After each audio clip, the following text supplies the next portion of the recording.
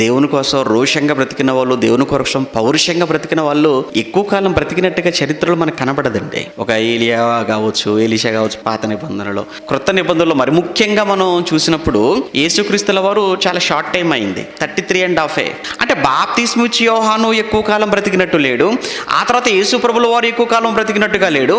ఆ తర్వాత చూస్తుంటే ఏమంటే స్టెఫెన్ గారు, యాకోబు గారు, అపోస్తలులు, ఎందుకంటే దేవుని కొరకు పౌరుషంగా బ్రతికేవాడు, రోషంగా బ్రతికేవాడు ఎప్పుడు కూడా లోకంతో రాజీ పడడు కదా. మరి లోకంతో రాజీ పడ్డు, అవినీతితో, అక్రమాలతో, పాపాలతో, లోక మర్యాదలకు ఎప్పుడు కూడా దేవుని కొరకు వాక్య ప్రకారంగా బ్రతికేవాడు రాజీ పడకుండా బ్రతుకుతాడు. అలా రాజీ పడకుండా బ్రతుకుతాడు గనుకనే ఎక్కువ కాలం ఉండనివ్వదు ఈ లోకం.